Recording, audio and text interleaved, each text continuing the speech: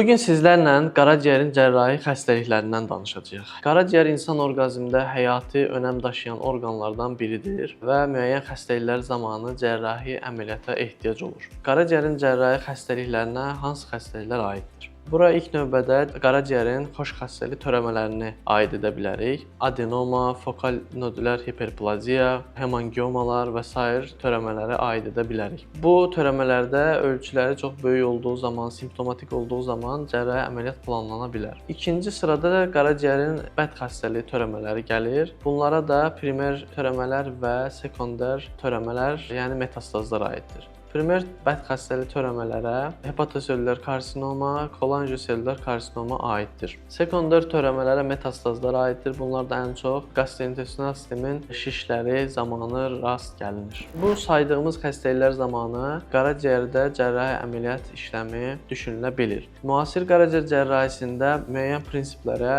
riayət etmək lazımdır. İlk növbədə əgər bu əməliyyatı onkoloji xəstəlikdən dolayı icra ediriksə, R0 rezeksiya prinsipinə uymaq lazımdır. Nədir R0 rezeksiya? Əgər qaraciyərdə bir bəd xəstəlik törəmə varsa, bunu təmiz sərhədlərlə çıxarmaq lazımdır. Yəni törəmə çıxarıldıqdan sonra geridə hər hansı bir törəməyə aid toxumanın, hüceyrənin buraxılmamasıdır. İkinci növbədə rezeksiyadan sonra qalacaq olan qaraciyərin parenximasının xəstə üçün yetərli olması lazımdır. Yəni əməliyyatdan sonra qaraciyər çatışmazlığının qarşısını almaq üçün. Yəni bu dediyimiz prinsipdə əməliyyatdan sonra qaraciyər çatışmazlığının qarşısını almaq üçündür. Son olaraq qaraciyər cərrahisində maksimal onkoloji effektivliklə minimal funksional itkini əldə etməkdir. Bu kimi maarifləndirici videoların davamını gəlməsini istəyirsinizsə kanalımıza abunə olun, rəylərdə fikrinizi bildirməyi unutmayın.